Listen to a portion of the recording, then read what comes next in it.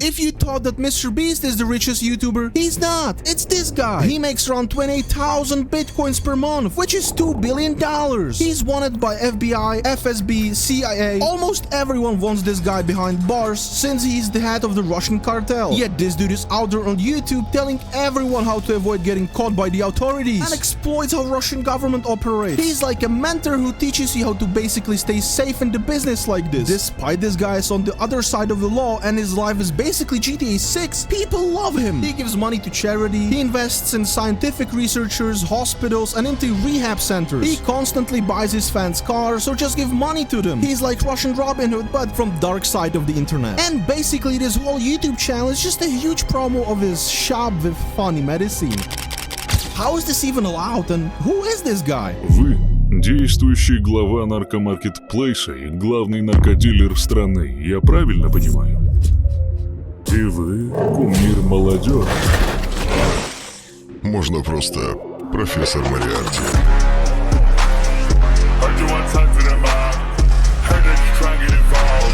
Jim Moriarty, a criminal mastermind who was written to finally defeat Sherlock Holmes. This is where our main hero of the story took his inspiration. At first, obviously he calls himself Moriarty, but most importantly, calling him a mastermind is an underestimation. He did what no black market could ever dream of. He managed to legally create a huge platform on ClearNet, where he's promoting his black business. But how? Before I answer that question, let's look at some other attempts that his competitors did. Some time ago, another shop used to run ads before YouTube videos. They basically say government big bad and we have a solution. Imagine you click on some British fanboy YouTuber's video and what you see is some funny medicine ad that definitely shouldn't be there. Like, I don't know, that's pretty mental. It got taken down pretty quickly, but it was still enough for some news reporters to write articles about it and give that shop even more exposure. Next example of another promo from a different shop happened like a month ago. Another shop put their logo on a van, drove it to the center of Moscow, left it there and blasted their ad full volume.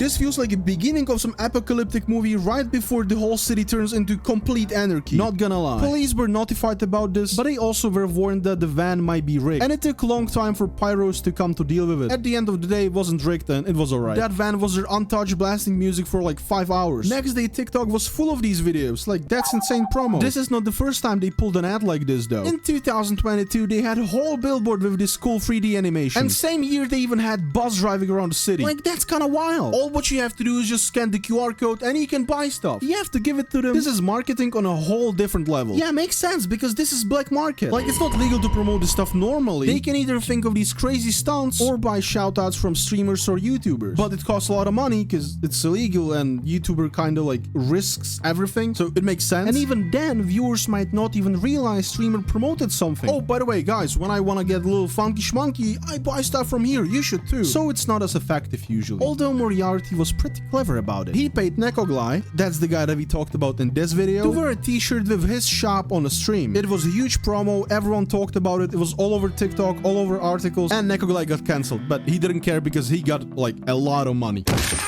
And now when you understand how hard it is to promote this stuff, look at this guy over here. 3 million subs. Like how? Well, he never says, hey guys, buy stuff from here. No. He's basically a YouTuber. He does videos like how to be successful, how to change your mindset, where the biggest cartel lords live. So like educational kind of self-improvement stuff. You know, but he doesn't sell any curses afterwards. But every time when you watch his videos, you're subconsciously thinking of his shop. He's showing you a lifestyle of a GTA character. This dude drives Rolls-Royce Phantom, flies helicopters. He's dope, but what you don't realize that it's just a big ad for his stuff. It's same what Andrew Tate did basically. Or do you remember that Got Milk ad? They never told you, hey, buy milk. They showed you something that subconsciously made you think of milk, and that milk mustache was just unforgettable. In Belarus, we had an ad about water Bulvarskaya, but when you come to the store, there was no water bottle. Instead, there was a bottle of vodka called Bulvarskaya. You couldn't really promote alcohol on TV, so this was great bypass of the law. Same thing that Moriarty did. He bypassed YouTube law boss and nobody can do anything about it. And believe it or not, people love him. And he actually has stands. Then you can find videos where people send him mails, where they basically say their life struggles, how his money would help them, and what exactly would he spend it on. Like, hello Moriarty, I wanna get my grandma from debt. It would help a lot. And guys like, sure, here you go. And he spends like millions of dollars just on these videos where he helps people. That's wholesome, right? He doesn't seem like some bad cartel lord who runs black market. Okay, but look at this content that attracts the most people. He explains how the whole business works, how to not get caught. He tells you different stories of what happened to his friends and business partners. He's giving people priceless information and content that you cannot find anywhere else. Unless you really want to try this hustle yourself, but I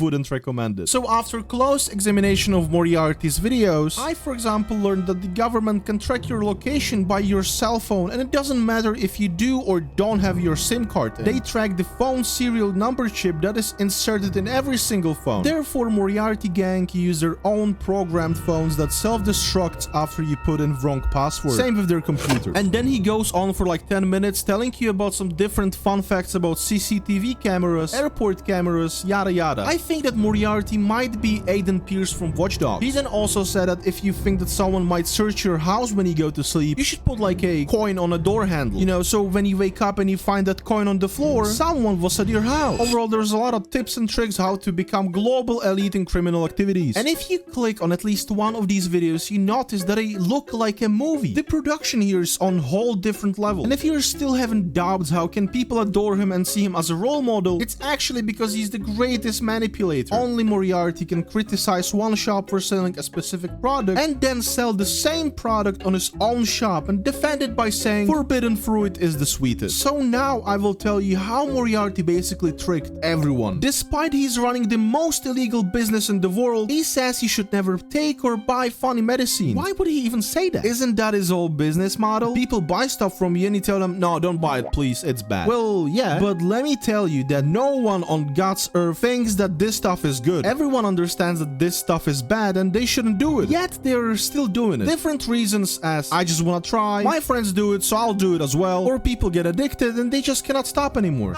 Addicted, so I can't quit! Well, and while Moriarty says it's bad and people shouldn't do it, he also points out that this business won't go anywhere. It's already way too advanced and people are already too hooked, so no government nor anyone in the world can't fight it. Well, and when you cannot fight them, join them. Moriarty did so, and his whole narrative is to make it as clean as possible, so products are safe to use without any cheap add-ons to lower the production cost. Additionally to that, he has lawyer bot on his Telegram who helps you with the basic law questions if you run into problems, or helps you with finding a good lawyer to get you out of trouble. And also Health Bot, who tells you what to do if you're experiencing a bad trip or if your friend is having a seizure, for example. He also makes sure everything is fair and he treats his employees with respect. So when a very greedy courier decides to steal a package that was intended for a customer, other shop organizations would catch him and cut 4 of his fingers. However, Moriarty cuts only 2, as it's more ethical. Now let's look at Moriarty as a person. When you think of villains, they're usually written as not likable, crazy, very evil, etc. to make you hate that guy from the start of the story. However, what if you make him charismatic and way cooler than the protagonist? Well, Moriarty doesn't drink, doesn't smoke, he buys vegetables and fruits only from bio section, he's very good chef, he's buff, educated as hell, like he got 3 degrees. Overall, very charismatic, rich, powerful as hell. And he always tells people that those who get into black market business do it almost always for the money. Yet other fields like IT, medical field, engineering bring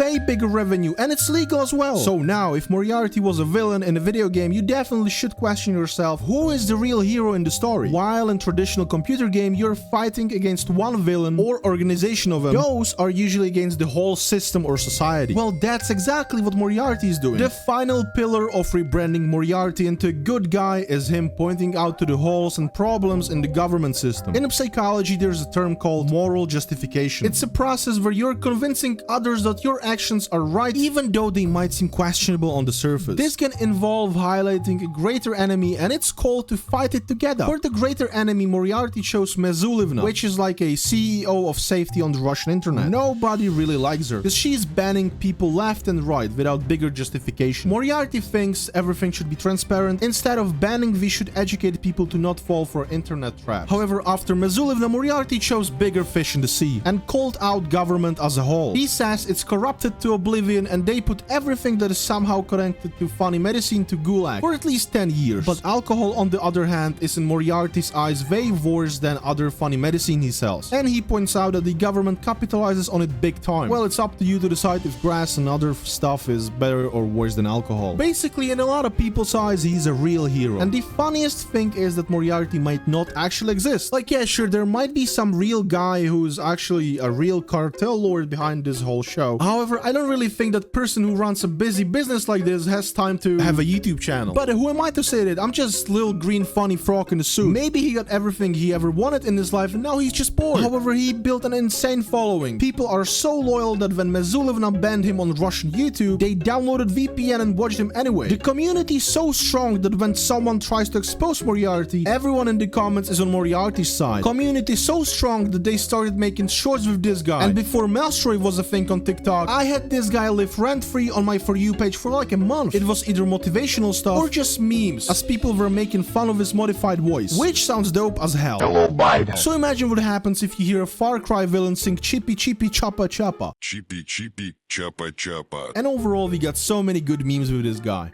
Всем привет, с вами профессор Мартирит. Похуй.